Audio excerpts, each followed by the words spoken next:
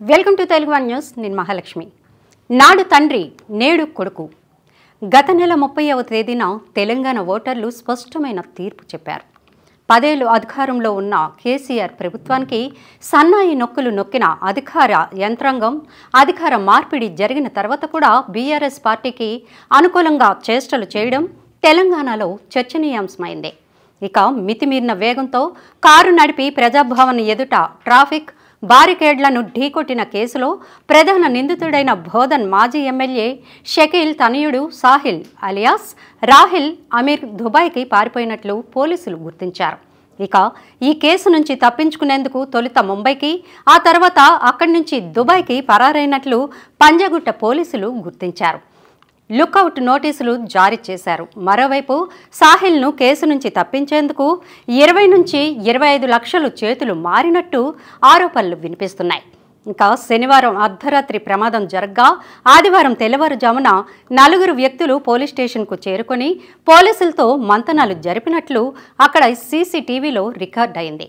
ఈ నేపథ్యంలో ఉన్నతాధికారులు అంతర్గత విచారణకు ఆదేశించారు. కాగా కేసు నుంచి నిందితుడు సాహిల్ను తప్పించేందుకు ప్రయత్నం చేసిన Panjagutta station house officer Hyderabad police commissioner Kothakota శ్రీనివాసరెడ్డిని సస్పెండ్ చేశారు. 2007లో షకీల్ నకిలీ పాస్పోర్ట్ కేసులో మోస్ట్ వాంటెడ్ పర్సన్. మనుషుల అక్రమ రవాణాలో భాగమైన నకిలీ పాస్పోర్ట్ కేసులో షకీల్ కీలక పాత్రను పోషించాడు. అమెరికాతో సహా కొన్ని దేశాల్లో గుజరాతీయులకు ఎంట్రీ ఉండేది కాదు. దాంతో గుజరాతీయులు ఆయా దేశాలకు వెళ్లడానికి ప్రజాప్రతినిధులను కలిసి నకిలీ పాస్పోర్ట్లు తయారు చేయించుకునేవారు. ఇంకా ఢిల్లీ ఎంపీ బాబుభాయ్ కొటారా ఈ స్కామ్లో చిక్కుకోవడంతో వెలుగులోకి వచ్చింది. ప్రజాప్రతినిధుల కుటుంబ సభ్యులుగా గుజరాతీయులు పాస్పోర్ట్లు చేసుకుని ఆయా దేశాలకు చెక్కేసేవారు. షకీల్ కూడా గుజరాతీయులు తన కుటుంబ సభ్యులు అని నకిలీ పాస్పోర్ట్లు తయారు చేయించేవాడు. ఇక సెంట్రల్ క్రైమ్ స్టేషన్ పోలీసులు తీవ్రంగా గాలించిన తర్వాత షకీల్ను అరెస్టు చేశారు. పోలీసుల రికార్డులో కూడా బోధన్ షకీల్ అని ఉంటుంది. ఇక ప్రజాభవన్ దగ్గర జరిగిన ప్రమాదంతో నిరుడు జూబ్లీహిల్స్ యాక్సిడెంట్ మళ్లీ తెరపైకి వచ్చింది.